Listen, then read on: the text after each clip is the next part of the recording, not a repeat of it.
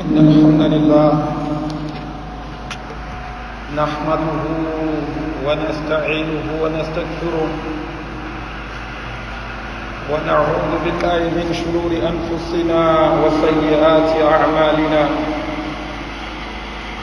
من يهده الله فلا مضل له ومن يضلل فلا هادي له وأشهد أن لا إله إلا الله وحده لا شريك له وأشهد أن محمدا عبده ورسوله أما بعد فإن خير الحديث كتاب الله وخير الهدي هدي محمد صلى الله عليه وسلم وشر الأمور محدثاتها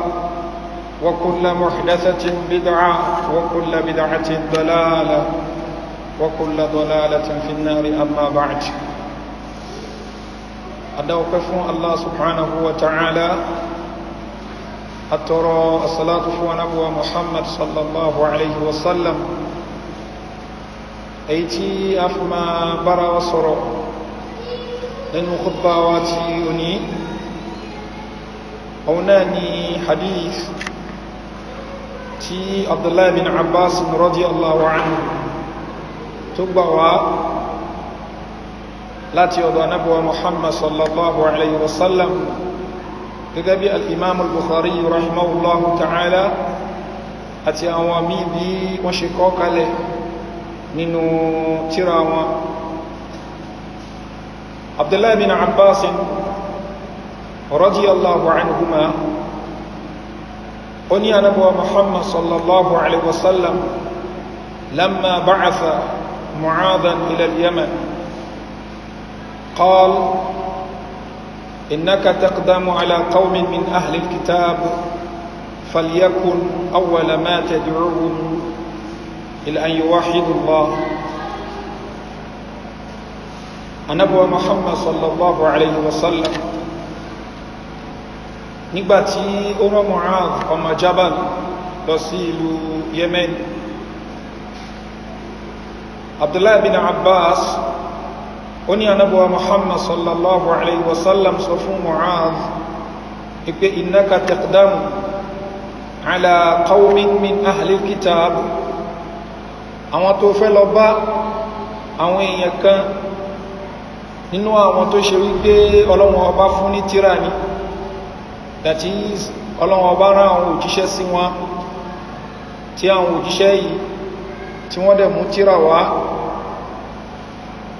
Ànábì Musa alayhi salatu wassalam Ọlọ́run ọba rán sí àwọn Banu Israel. Bákan náà Ànábì Isa alayhi salatu wassalam Ọlọ́run ọba rán sí àwọn Banu Israel. So ìlú Yemen, ìlú tó ṣe pé àwọn Yahudi wọ́n pọ̀ níbẹ̀ ni until later tó ṣe pé Islam padà rinlẹ̀ níbẹ̀. Bẹ́ẹ̀ ni àwọn kọ̀ọ̀kan nínú àwọn Nasara wọ́n bẹ ní ìlú Yemen. Ànábì wa Muhammad sallallahu alayhi wa sallam a máa rán àwọn sàábé rẹ̀, a máa rán wọn jáde ipé kí wọ́n lọ pèpè sí at-tawhid. Ìgbàtí yóò rán Mu'adh bin Jabal in tó sọ fún òun náà ni pé innaka taqdamu ala qawmin min ahli kitab, àwọn tó fẹ́ lọ bá àwọn èèyàn kan nú àwọn tó ṣe wípé Ọlọ́run ọba fún ní tírà ni. falyakun awwala ma tad'uhum ila an yuwahhidullah, nǹkan àkọ́kọ́ tó pè wọ́n sí tó bá dọ́dọ̀ wọn òun náà ni wípé kán mú Allah subhanahu wa ta'ala ní ọ̀kan ṣoṣo. Nínú ẹgbàwá mi falyakun awwala ma tad'uhum eléyìí nǹkan àkọ́kọ́ tí wọ́n pè wọ́n sí òun náà ni an ya'budullah, ipé kí wọ́n sin Allah subhanahu wa ta'ala. torí pé gbólóhùn at-tawhid, gbólóhùn ibadatullah, gbólóhùn iman, gbólóhùn taqwallah, gbogbo àwọn gbólóhùn tí a lò yìí Islam gbogbo ẹ̀ ni wọ́n wọnú ara wọn. tó ṣe pé tá bá bẹ̀rẹ̀ sí ní fọ́ wọn sí wẹ́wẹ́ ibi tẹ́ bá ti ń define eléyìí àwọn nǹkan míì tẹ́ fi ń define eléyìí tẹ́ fi ń ṣàlàyé tẹ́lẹ̀ jẹ́ máa rí eléyìí náà nú ẹ̀. sọ anábọ̀wá Muhammad sallallahu alayhi wa sallam wípé nǹkan àkọ́kọ́ tí wàá pè wọ́n sí jẹ́ kó jẹ́ tawhidullah. kí ni ìtumọ̀ at-tawhid? àwọn àpá wọn ti ṣàlàyé fún wa ní àsọtúnsọ ṣùgbọ́n nǹkan tí a máa bára wa sọ òun náà lélẹ́yìí. anabuwa Muhammad sallallahu alayhi wa sallam tẹ́ jáde láyé ọ̀rọ̀ tawhid òun náà ló ṣe ń sọ fún àwọn èèyàn rẹ̀,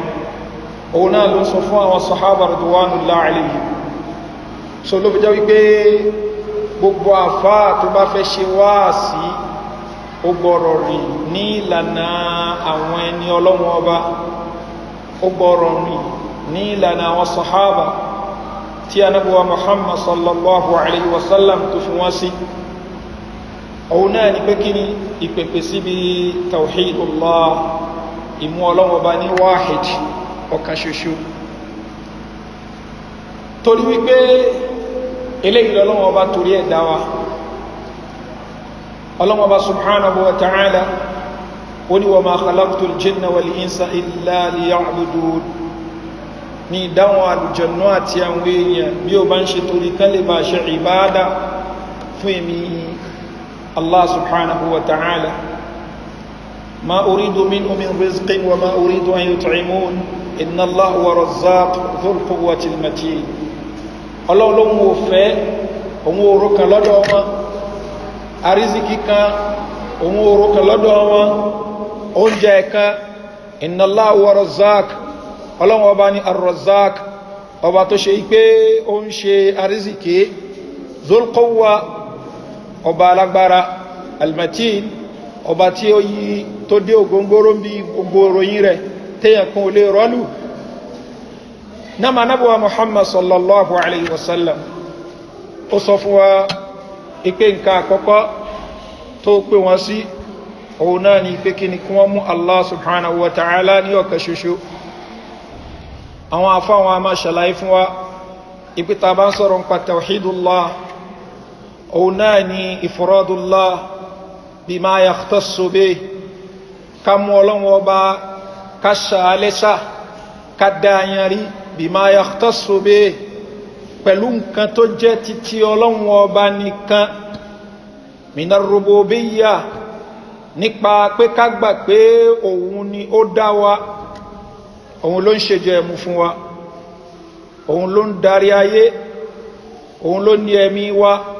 òun náà ni ó gbẹ̀mí wa nígbà tó bá ń bẹnu èròǹgbà rẹ̀ láti gbà. a gbọ́dọ̀ gbà pé Ọlọ́run ọba Allah subhanahu wa ta'ala ọ̀kan ṣoṣo níbi eléyìí. kò sẹ́ni tí ó jẹ́ ẹni tó ń bá dù, kò séèyàn kan tó ṣe wípé ó jẹ́ ẹni tí ó jẹ́ akẹgbẹ́ Ọlọ́run ọba níbi eléyìí. ká gbà wípé Ọlọ́run ọba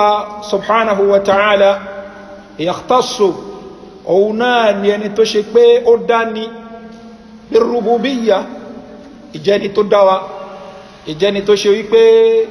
òun náà ló ń ṣe jẹ ẹ̀mú fún wa, ìjẹni tó ní ẹ̀mí wa, ìjẹni tí ó gbẹ ẹ̀mí wa, ìjẹni tí ó gbé wa dìde. agbọ́dọ̀ gbé eléyìí, agbọ́dọ̀ ní lẹ́mìí pé iye kankan, àlùjànnú kan, ẹranko kan, igi kan, omi kan ó lè ṣe eléyìí fún wa. Allah nìkan ló lè ṣe, òun nìkan ló dá wa, òun nìkan ló ní gbogbo ń tá ń jẹ tá ń mú, kò sẹ́ni tó ní. òun náà lọ́ba tó ṣe ipò ní ẹ̀mí wa lọ́wọ́, òun lọ́ba tí ó gbẹ̀mí wa nígbà tó bá ń bẹnú èròǹgbà ẹ̀ láti gbà. báwọn kan pété pèrò pé àwọn fẹ́ mú wa kúrò lórí ilẹ̀ tí ó bá sínú èròǹgbà Ọlọ́run ọba subhanahu wa ta'ala, wọn à lè rí iṣẹ́. bẹ́ẹ̀ ni táwọn kan bá ní lágbájá àárẹ̀ tó ṣe yìí, agbogbo ń ta lè sànípá láàásà nípá, ò ní kúrò láyé ń bí tó bá ń bẹnú èròǹgbà Ọlọ́run ọba subhanahu wa ta'ala ipẹ́ ni ó kúrò lórí ilẹ̀ ayé, kò sí ẹni tí ó lè dá dúró. òun náà lọ́ba tí ó gbé gbogbo wa dìde.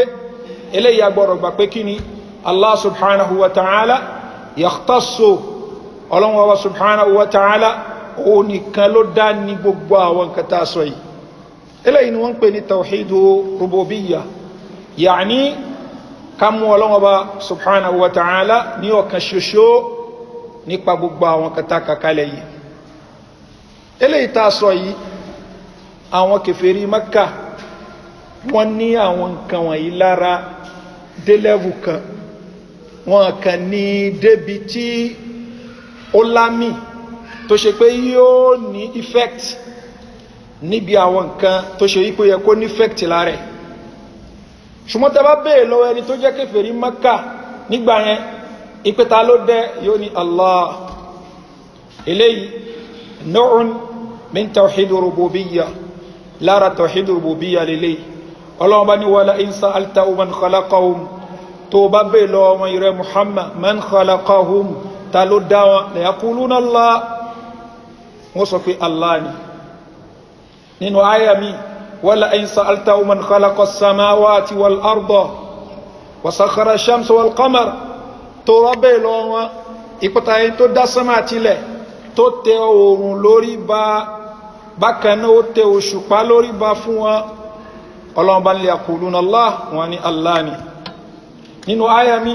qul man yarzuqukum minas samai wal ard, sọ fún wọn pé ta lẹni tó ń ṣe jẹmu fún yín, èyí tó ń wá látòkè ní àti èyí tó ń wá láti inú ilẹ̀. Amman yamliku as-sam'a wal absar, etí tẹ́ fi ń gbọ́rọ̀ ta ló ní, ojú tẹ́ fi ń rìnà ta ló ní. Bákan náà wa man yukhrijul hayya minal mayyiti wa yukhrijul mayyita minal hayy, ta lẹni tó mú òkú jáde láti inú alààyè, tó mú alààyè jáde láti inú òkú. Wa man yudabbirul amr, ta ló ń darí ayé, ta ló ń darí gbogbo nǹkan. Fasayaquluna Allah, wọ́n ní Allah ni. Faqul afala tattaqun, Allah ni wá sọ fún wọn tó bá béèrè gbogbo béèrè yìí lọ́wọ́ wọn tí wọ́n dẹ̀ acknowledge pé Allah ni, wá sọ fún wọn pé afala tattaqun, kílẹ̀tẹ̀ wà páyà Ọlọ́run Ọba. Gẹ́bí ta sọ fún wọn gbólóhùn taqwa àbí gbólóhùn ìbáadà àbí gbólóhùn iman àbí gbólóhùn tawhid, tán bá lò wọn a máa wọnú ara wọn. So afala tattaqun, kí ló dé tó ṣe yí pé kí ni páyà Ọlọ́run Ọba tẹ́ wá sin Allah subhanahu wa ta'ala. Kí ni nǹkan tí Ọlọ́run Ọba gbà lérò ń bí báyìí? Òun náà ni pé gbogbo nǹkan tán láwọn juwọ́lẹ̀ fún yìí kò lápá níbi tó yẹ kó ti lápá. Òun náà ni ìpín kejì nínú àwọn ìpín tawhidu mẹ́ta tó ń bẹ. Òun náà ni kí ni tawhidu al-uluhiyya. Kí la ń pè ní tawhidu al-uluhiyya? Òun ni ká mú Ọlọ́run Ọba Allah lọ́kan ṣoṣo bil uluhiyya, ipò òun nìkan làá máa ṣe ìjọsìn fún. Àti mú Ọlọ́run Ọba lọ́kan ṣoṣo níbi àwọn iṣẹ́ Ọlọ́run Ọba Allah, ipò òun ló dá wa, ló ṣe jẹun fún wa, òun ló ní ẹ̀mí wa, òun ló ń darí ọ̀rọ̀, gẹ́gẹ́ bí gbogbo àwọn ayata kàkálẹ̀ yìí. Ṣùgbọ́n kú ká wá mú Ọlọ́run Ọba ní ọ̀kan ṣoṣo bí af'alina nahnu al-ibad, pẹ̀lú iṣẹ́ ọwọ́ títí wa gangan, iṣẹ́ táwa gangan ṣe, ìrun tá ń kí, àwẹ̀ tá ń gbà, ájì tá ń lọ, ìgúnran wa, ìjẹ́jẹ́ wa, gbogbo everything ká fi fún Allah nìkan ní àwọn iṣẹ́ ìjọsìn tá ń sìn. A gbọ́dọ̀ pín láàrin Allah àti ẹ̀dọ̀ Ọlọ́run Ọba kan. Eléyìí ni ibi tí àwọn kèfèrí Mákkà tí wọ́n ti kùnà, ibi tán ti gbé gbági ní. Eléyìí ni wáàsí tánàbí ń ṣe fún wọn, tó ṣe pé wáàsí yẹn lé lára wọn. Tánàbí bá ń sọ fún wọn ipé ẹ gbọ́dọ̀ pé nǹkan mímọ́ lẹ́yìn Allah. Al-uluhiyya, iṣẹ́ ìjọsìn yìí, ìképe nǹkan, ìgúnran fún nǹkan, ìjẹ́jẹ́ fún nǹkan, ìgbáralé nǹkan, ìrun kíkí ni àti bẹ́ẹ̀ bẹ́ẹ̀ lọ. Gbogbo àwọn nǹkan wọ̀nyí yaftasu Allahu biha, Ọlọ́run Ọba nìkan ló ní. Ohun jẹ́ nǹkan tó ṣe wípé kí ni ó wúwo lára wọn láti gbà. Ọlọ́run Ọba subhanahu wa ta'ala ló fi ń sọ fún Ànábì wa Muhammad sallallahu alayhi wa sallam ipe innahum kanu idha qila lahum la ilaha illallah, tá bá ń sọ la ilaha illallah, ipe kò sí nǹkan kan tó lẹ́tọ̀ọ́ ní gbogbo àwọn nǹkan tẹ́ ń gúnran fún, tẹ́ ń jẹ́jẹ́ fún, tẹ́ ń gbáralé, tẹ́ ń képe nígbàtẹ́lẹ̀ ń bẹ nínú nira, tó lẹ́tọ̀ọ́ sí nǹkan yẹn illa Allah, àyàfi Allah nìkan. Yastakbirun, ọlọ́ni àwọn kèfèrí Mákkà tánàbí ń ṣe wáàsí fún, ìgbà ẹni gírímọ̀nkáyì kọ́ńkọ́ tí yóò wà wọnú ara wọn, yóò wọnú àlámọ̀rí wọn. Wa yaqulun wọ́n máa ní kí ni àyínà látàríkù aliyatina li sha'irin majnun ẹ máa wo akọrin wèrè iṣá so in tó ń sọ ní ká fi húbà lẹ̀ ká fi látúlẹ̀ ká fi ọ̀zálẹ̀ ká fi gbogbo àwọn nǹkan tá ń gúnran fún tá ń képe tó ṣe pé bùkátà wá fi ń di nǹkan tó ń bíyà tá fi ń rí bí gbé gbà ká fi gbogbo wọn lẹ̀ li sha'irin majnun kó ṣe wípé akọrin wèrè yìí ọ̀rọ̀ rẹ̀ là máa tẹ̀lé eléyìí wọn gbà lọ́wọ́ Ànábì wa Muhammad sallallahu alaihi wasallam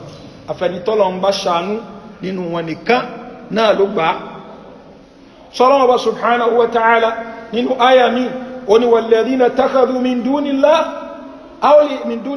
duni awliya àwọn tán mú nǹkan mí yàtọ̀ sí Allah subhanahu wa ta'ala wọ́n ní ma na'buduhum illa liyuqarribuna ila Allahi zulfa wọ́n mọ̀ ọ̀rọ̀ yí ọ dáadáa tó bá yí ọ ní onímọ̀ ṣe wá sí tó ń ṣe yìí gbogbo àwọn táwa ń ké pé àbá ń gúnran fún àbá ń jẹ́jẹ fún ìyàbá gbáralé tá ń ké pé yìí ma na'buduhum illa liyuqarribuna ila Allahi zulfa àwa àti à ní pọ́blẹ́mù lórí ọ̀rọ̀ pé Allah ló dá wa ló ṣe jẹun fún àgbà ṣùgbọ́n gbogbo àwọn kan yìí àwa náà ń ṣe afẹ́ fi wọ́n súnmọ́ Allah ni à ń ké pé tá ń ké pé kán lè bá a connect wa mọ́ Allah bí ẹni tó fẹ́ dọ́dọ̀ pírẹsidẹ́ntì tó wá wò wípé bó ló ṣe lọ́dọ̀ pírẹsidẹ́ntì a mọ̀ pé tàbá ní ká fi ọ̀rọ̀ àwọn èèyàn lásán wò ó a ní kí ni ó gbọ́dọ̀ ní connection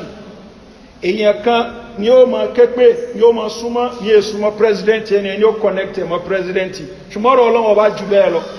ọ̀rọ̀ Ọlọ́run ọba ó fẹ́ ká pè òun direct ni kulu ud'u Allah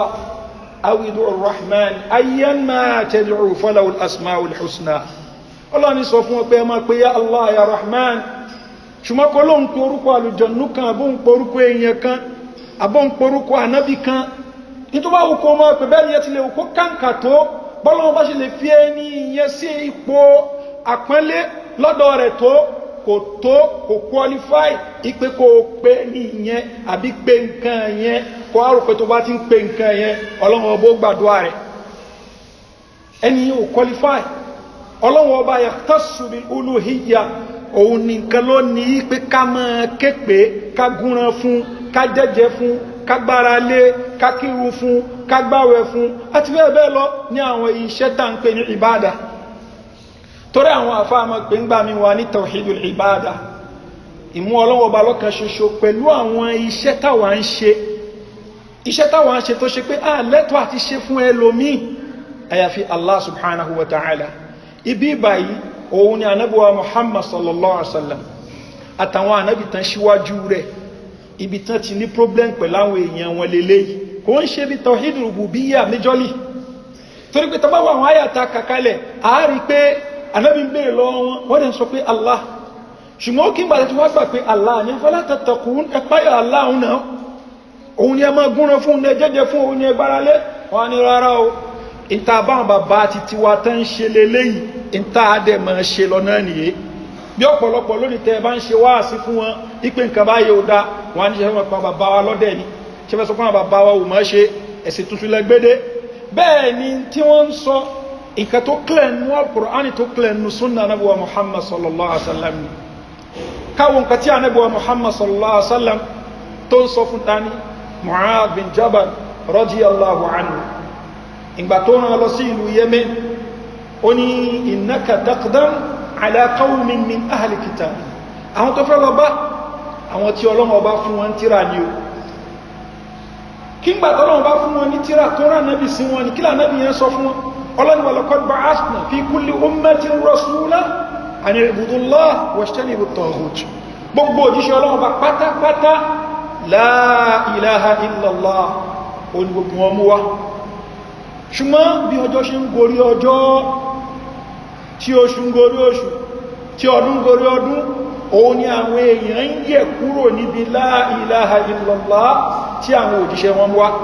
ni wọ́n ń rọ́pò rẹ̀ pẹ̀lú nǹkan mi ó wá rí pé àwọn tí wọ́n jẹ́ ẹni tí wọ́n rán ànábì sí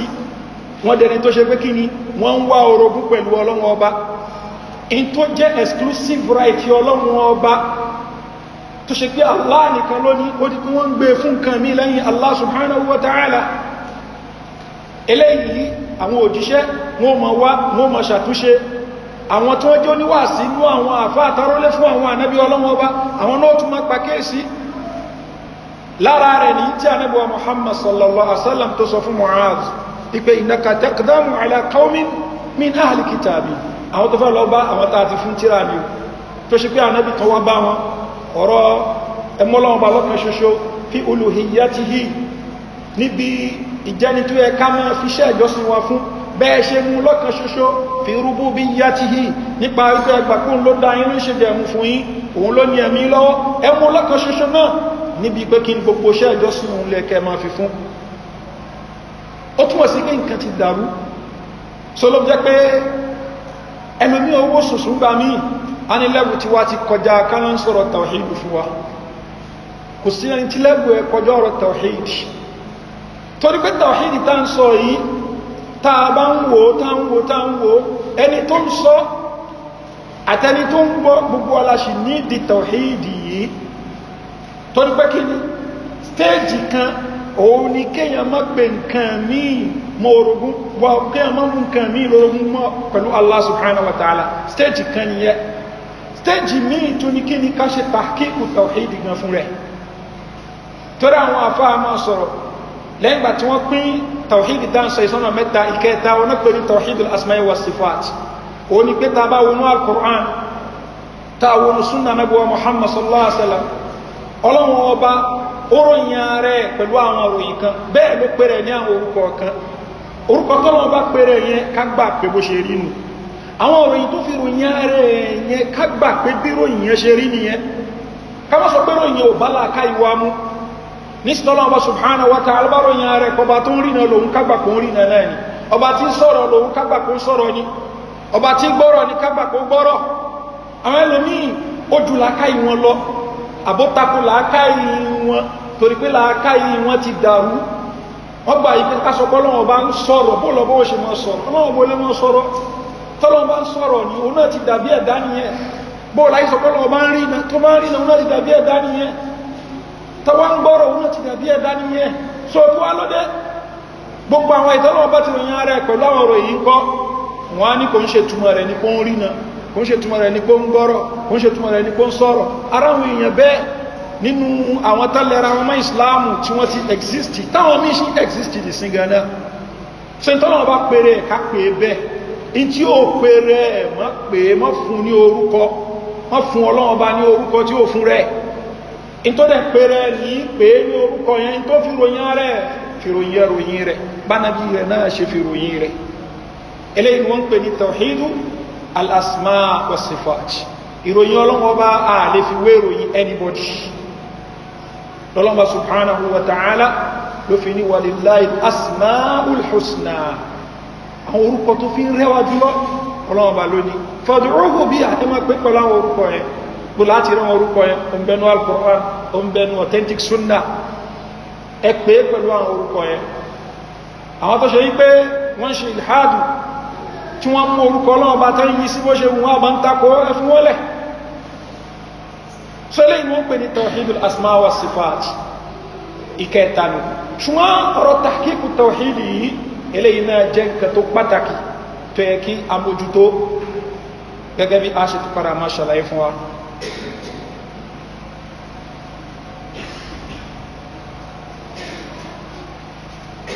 alhamdulillah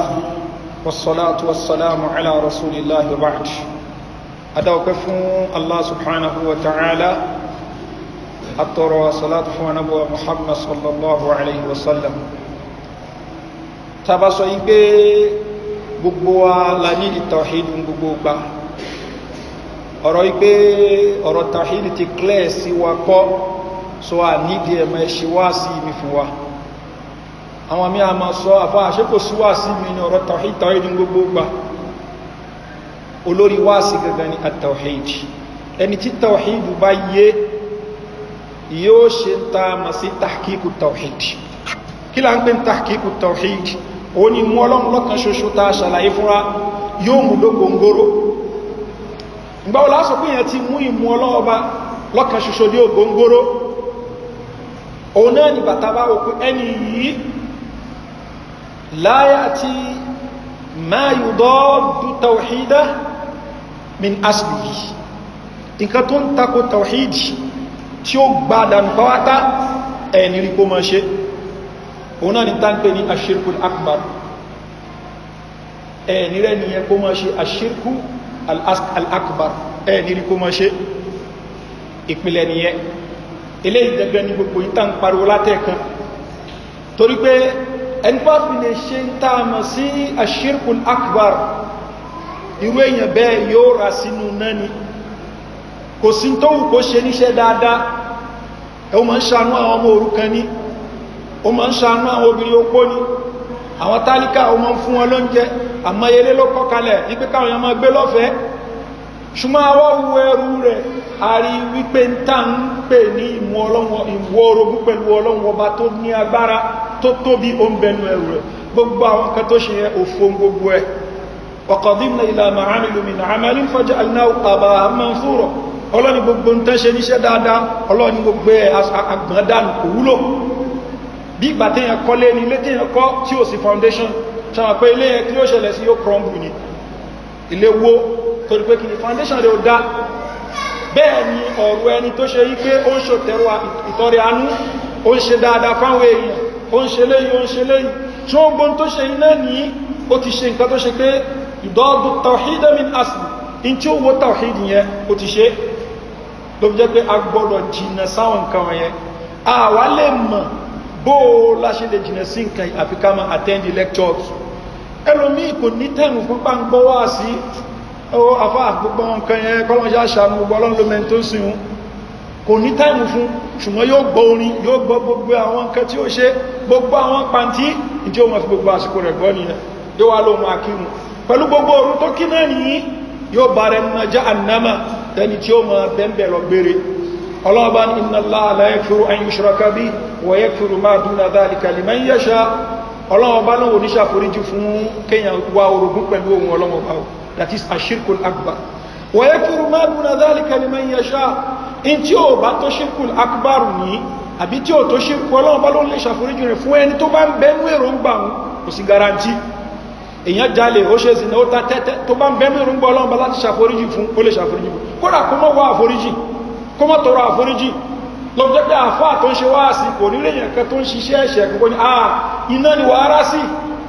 àfáà tó bá sọ bẹ́ẹ̀ kò ṣe kí ni kò gbọ́ ẹ̀sìn yé ni yóò sọ fún pé in tó ń ṣe ìyà bẹ̀rù náà fún ẹ o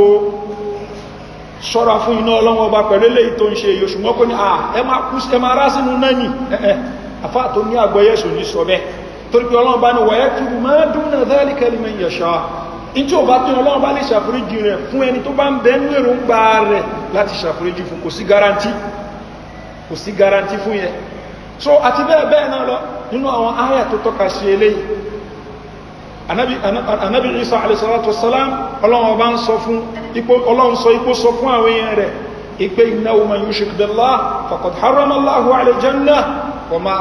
wa ma'wahu jahannam gbogbo ẹni tí ó bá fi lè wá orogún pẹ̀lú ọlọ́wọ́ bá faqad harrama Allahu al-janna wa ma'wahu nar wa ma lidh-dhalimin min ansar irú èyàn bẹ́ àti bọ̀tán rẹ̀ an-nar ní iná ni wa ma lidh-dhalimin min ansar àwọn tó ṣàbò sí fúnra wọn pẹ̀lú pé wọ́n wá orogún pẹ̀lú ọlọ́wọ́ bá kò sẹ́ni tí ó ràn wọ́n lọ́wọ́ níbi ọlọ́wọ́ bá àti bẹ́ẹ̀ bẹ́ẹ̀ lọ́nú àwọn ahadisi tí ó fi eléyìí nílẹ̀ so iṣẹ́ tahqiqu tawhid ẹni tá sọ pé mú tawhid gbogbo ngoro àkọ́kọ́ ni pé in tí ó wó tàwàhídì rẹ̀ ọgbọ̀rọ̀ kọ́kọ́ jìnà sí iná tó yẹ pé ìrun tó kí ìtọrẹ àánú tó ṣe àwẹ̀ tó gbà ájì tó lọ gbogbo òfin ní dòfo dẹ́ẹ̀dì kejì òun náà ni pé ẹni yẹn ó gbọ́dọ̀ máa jìnà sí in tí yunafi kamal tàwàhídì in tó alwájì in tó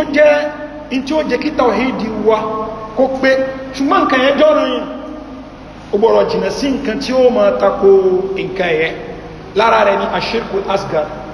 ẹbọ kéèkéèké báwọn afáṣe máa ń pè é táwọn àfó ma ṣàlàyé fún wa so ẹni tó ṣe yípo ń ṣe àwọn ẹbọ kéèkéèké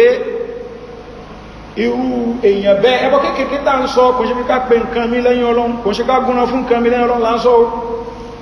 ẹbọ kéèkéèké bí kí ẹ sọ yí pé masha Allah wa shit ìtọ́lọ́run fẹ́ tí wọ́n náà fẹ́ nígbàtí wọ́n fi ẹni àtọ́lọ́wọ́ bá sí ipò kan